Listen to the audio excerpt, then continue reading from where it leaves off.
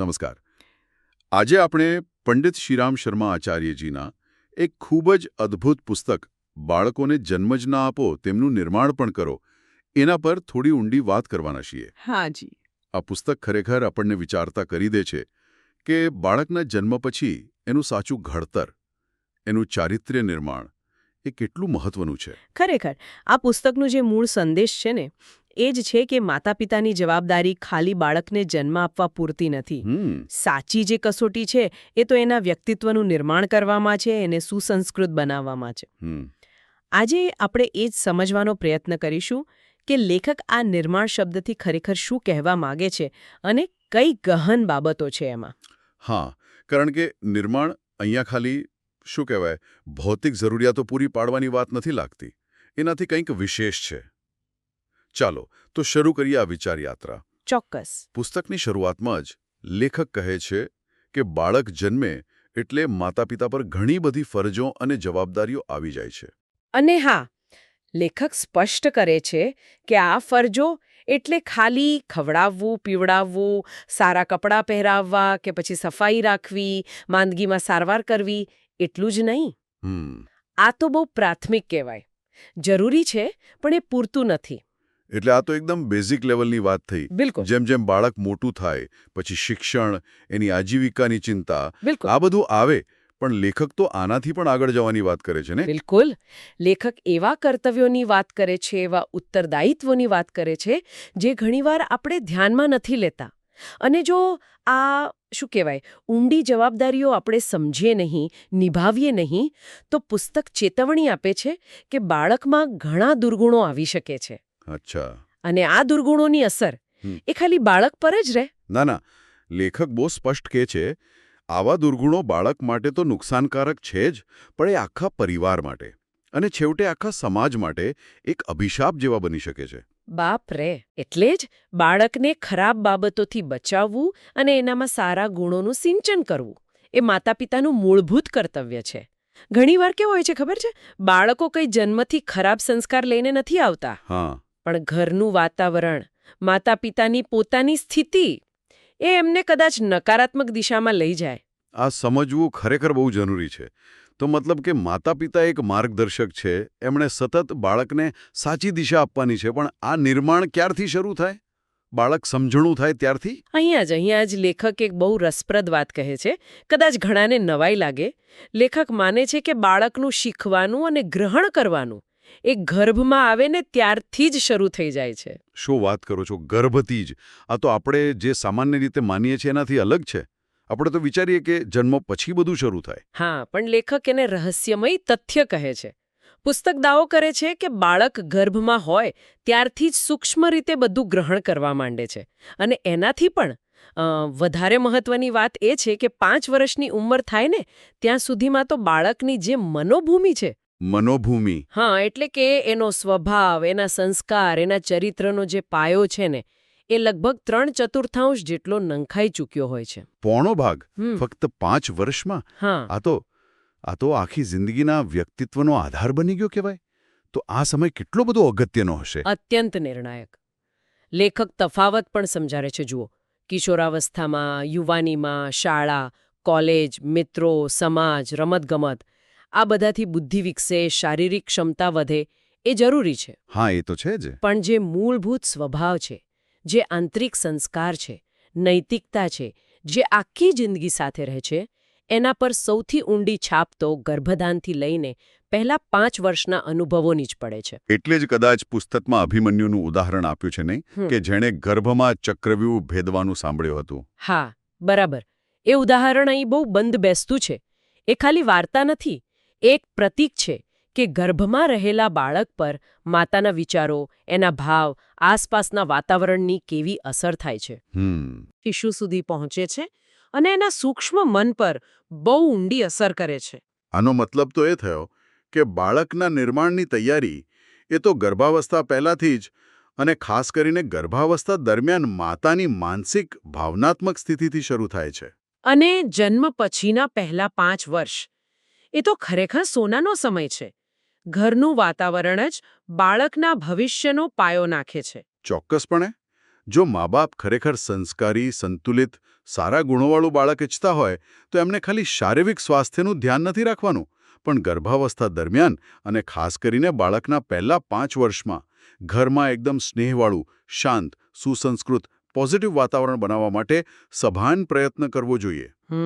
આ એક જાતનું રોકાણ છે જેનું વળતર પેઢીઓ સુધી મળે. સાચી વાત છે. આ વાત માતા-પિતા પર એક મોટી પણ સકારાત્મક જવાબદારી મૂકે છે. અને અહીંથી જ કદાચ લેખક એ મુદ્દા પર આવે છે જે આ પુસ્તકનો સૌથી મહત્વનો સંદેશ છે, કે બાળકના નિર્માણ પહેલાં માતા-પિતાએ પોતે પોતાનું નિર્માણ કરવું. આ વાત જરા વિસ્તારથી સમજાવશો. હા, આ બહુ જ પાયાની વાત છે. લેખક અહીં ખેતીનું ઉદાહરણ આપે છે જે બહુ સચોટ છે. અચ્છા. જેમ સારા પાક માટે ખાલી બીજ સારું હોય એ પૂરતું નથી. જમીન પણ ફળદ્રુપ હોવી જોઈએ, ખેડેલી હોવી જોઈએ, તૈયાર કરેલી હોવી જોઈએ. બરોબર. એમ જ ઉત્તમ સંતાનના નિર્માણ માટે માતા અને પિતા બંને પોતાનામાં જે દોષ હોય, દુર્ગુણ હોય, એને ઓળખીને દૂર કરવાનો પ્રયત્ન કરવો જોઈએ અને સારા ગુણોને પોતાના જીવનમાં ઉતારવા જોઈએ. એટલે કે આપણે બાળક પાસેથી જે અપેક્ષા રાખીએ એ ગુણો પહેલા આપણામાં હોવા જોઈએ. ખાલી બોલવાથી કે ઉપદેશ આપવાથી કામ ના ચાલે, આપણે પોતે એક ઉદાહરણ બનવું પડે. એ પહેલા જ પતિ પત્ની બંને આત્મનિરીક્ષણ કરવું જોઈએ. પોતાની નબળાઈઓ જેમ કે ગુસ્સો, ખોટું બોલવું, સ્વાર્થ, આળસ, અસંયમ આ બધું દૂર કરવા માટે સંકલ્પ કરવો જોઈએ. અને આ પ્રયત્ન તો લગ્ન પછી તરત જ શરૂ કરી દેવો જોઈએ, જેથી ઘરનું વાતાવરણ શરૂઆતથી જ સારું બને. તો ઘરમાં વાતાવરણ કેવું હોવું જોઈએ? લેખક શું કહે છે આ વિશે? લેખક બહુ સ્પષ્ટ છે. ઘરમાં સ્નેહ, સહાનુભૂતિ, સહકાર અને એકબીજા માટે આદર આ વાતાવરણ હોવું જ જોઈએ. ખૂબ જરૂરી છે. માતા-પિતાનો એકબીજા સાથેનો વ્યવહાર એ મધુર હોવો જોઈએ, સમજણવાળો, સન્માનજનક. બાળકો શબ્દો કરતાં વર્તનને જલ્દી પકડે છે. હા, એ તો ખરું. એટલે સારો નૈતિક વ્યવહાર કરીને જ એમને સાચા પાઠ શીખવી શકાય. અને કઈ વસ્તુઓ ટાળવી જોઈએ? કઈ બાબતો ઘરના વાતાવરણને ખરાબ કરે છે? લેખક કેટલીક બાબતો પર ખાસ ધ્યાન દોરે છે, જેમ કે ઘરમાં ગંદકી, અવ્યવસ્થા, કઠોર શબ્દો બોલવા, ચીસો પાડવી, ઉદ્ધતાઈથી વર્તવું કે પછી કોઈ પણ જાતની અનૈતિકતા. આ બધું બાળકના કુમળા મન પર ઝેર જેવી અસર કરે છે. બાપરે. એ અજાણતા જ આ બધી નકારાત્મક બાબતોને પોતાના સ્વભાવનો ભાગ બનાવી લે છે. પુસ્તકમાં એવું પણ લાગે છે કે માતા-પિતાના અંદરોઅંદરના ઝઘડા અને અસંયમની અસર પર ખાસ ભાર મુકાયો છે. હા, લેખક આ બાબતે ખૂબ ગંભીર ચેતવણી આપે છે. એ સવાલ પૂછે છે કે જો મા-બાપ જ ઘરમાં સતત લડતા ઝઘડતા રહેશે, એકબીજાનું અપમાન કરતા રહેશે, તો બાળક શાંત, સુશીલ, સજ્જન કેવી રીતે બનશે? સાચી વાત છે. આવા ઘરમાં ઉછળતું બાળક પણ જાણીએ અજાણીએ ગુસ્સો, ચીડિયાપણું, અસભ્યતા જ શીખે છે. એટલે માતા-પિતાએ પોતાના આવેગો પર, ખાસ કરીને ગુસ્સા પર બને એટલું નિયંત્રણ રાખવું ખૂબ જરૂરી છે, જેથી બાળકો સામે કોઈ ખરાબ દૃશ્ય ન બને. સંયમ અને સજ્જનતા એ બાળકના સારા માનસિક વિકાસ માટે અનિવાર્ય છે. આ બધી ચર્ચા પરથી એ તો એકદમ સ્પષ્ટ થાય છે કે બાળકના ચારિત્ર ઘડતરમાં ઘરના વાતાવરણની ભૂમિકા એ કેન્દ્રમાં છે. પુસ્તકમાં કહ્યું છે એમ, શાળાઓ ભરે ભાષા, ગણિત, વિજ્ઞાન, ઇતિહાસ શીખવે. પણ જીવન જીવવાની કળા, નૈતિકતા, સંસ્કાર એનું સિંચન તો મુખ્યત્વે ઘરમાં જ થાય છે. તમે બરાબર સમજ્યા. શાળાઓ, શિક્ષકો એમનો રોલ છે જ, મહત્વનો છે. એ જ્ઞાન આપે, કૌશલ્ય આપે, શિસ્ત શીખવે. પણ જે ચારિત્ર્યનો પાયો છે, જે મૂલ્યો આખી જિંદગી કામ લાગે છે, એનું નિર્માણ તો ઘર નામની પાઠશાળામાં જ થાય છે અને માતા-પિતા જ એના મુખ્ય શિક્ષક છે. અને આ ઘરની પાઠશાળામાં ભણાવવાની રીત કઈ? શું નિયમો અને ઉપદેશોથી ભણાવાય? ના, અહીંયા જ મોટો ફરક છે. લેખક ભારપૂર્વક કહે છે કે બાળકો ઉપદેશો સાંભળીને જેટલું શીખે છે, એના કરતાં અનેક ગણું વધારે અનુકરણ કરીને શીખે છે. અચ્છા, અનુકરણ. હા, જે જુએ છે, જે અનુભવે છે, તે જ એમના અર્ધજાગૃત મનમાં ઊંડે સુધી ઉતરી જાય છે. એટલે જો ઘરમાં મા-બાપ એકબીજા સાથે પ્રેમથી બોલતા હોય, વડીલોને માન આપતા હોય, કોઈ જરૂરિયાતમંદને મદદ કરતા હોય, પોતાની ભૂલ સ્વીકારતા હોય, તો બાળક આ બધું જોઈને આપોઆપ શીખી જશે. ચોક્કસ. ઘરમાં દેખાતો પરસ્પરનો સ્નેહ, સહકારની ભાવના, ઉદારતા, સત્ય બોલવું, સ્વચ્છતા રાખવી, આ બધું જ બાળક માટે જીવંત પાઠ બની જાય છે. એને અલગથી કહેવાની જરૂર ઓછી પડે છે કે સારા બનો, કારણ કે એ સારાપણાને જીવાતું જોઈ રહ્યું છે. માતા પિતાનું આચરણ એ જ બાળક માટે સૌથી મોટો અભ્યાસક્રમ બની જાય છે. તો સારાંશ એ થયો કે ઘર જ સાચી પાઠશાલા છે અને માતા પિતાનું આચરણ જ સાચો અભ્યાસક્રમ છે. આ તો બહુ જ પાવરફુલ વિચાર છે. આ સમજણ પછી તો બાળકનું નિર્માણ કરવાની જવાબદારી કેટલી ગંભીર બની જાય. હા, અને લેખક પુસ્તકના છેલ્લા ભાગમાં આ ગંભીરતાને બહુ સ્પષ્ટ શબ્દોમાં મૂકે છે. એ કહે છે કે બાળક પેદા કરવું અને એના વ્યક્તિત્વનું નિર્માણ કરવું એ કોઈ રમત નથી કે મનોરંજનનો વિષય નથી. તો શું છે લેખકના મતે? લેખક એને એક અત્યંત ગંભીર અને મહાન ઉત્તરદાયિત્વ ગણાવે છે. એ ચેતવે છે કે જો આપણે આ મહાન જવાબદારીને ભૂલી જઈશું, એને હળવાશથી લઈશું, તો એના પરિણામો ખૂબ દુઃખદાયક આવી શકે છે. આપણે પોતે તો દુઃખી થઈશું જ, પણ પરિવારમાં ક્લેશ વધશે અને અજાણતા જ આપણે સમાજમાં ખરાબ વૃત્તિઓ ફેલાવનારા, નકારાત્મક વ્યક્તિત્વોનું નિર્માણ કરવાના પાપના ભાગીદાર બનીશું. આ શબ્દો ખરેખર વિચારવા જેવા છે. એ જવાબદારીનું મહત્વ અને જો એને અવગણીએ તો શું થઈ શકે એ સ્પષ્ટપણે બતાવે છે. આ ખાલી એક પરિવારની વાત નથી રહી જતી. આ તો આખા સમાજના સ્વાસ્થ્ય સાથે જોડાયેલી વાત છે. તેથી જ લેખકનો અંતિમ નિષ્કર્ષ એ છે કે જો વિવાહ અને પ્રજનન, જે કુદરતી કાર્યો છે, એની સાચી સાર્થકતા સિદ્ધ કરવી હોય તો આવનાર સંતાનને શારીરિક રીતે સ્વસ્થ રાખવાની સાથે સાથે માનસિક અને નૈતિક રીતે ઉત્તમ સુસંસ્કૃત બનાવવાનું વાતાવરણ પેદા કરવું જ પડે.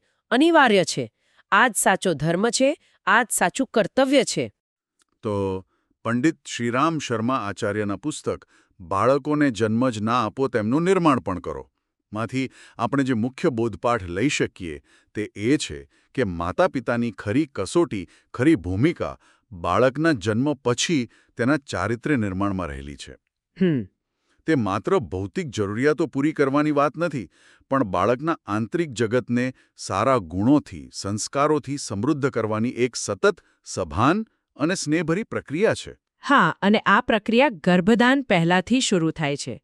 ગર્ભાવસ્થા દરમિયાન અને ખાસ કરીને જીવનના પહેલા 5 વર્ષમાં ખૂબ જ મહત્વની બની જાય છે.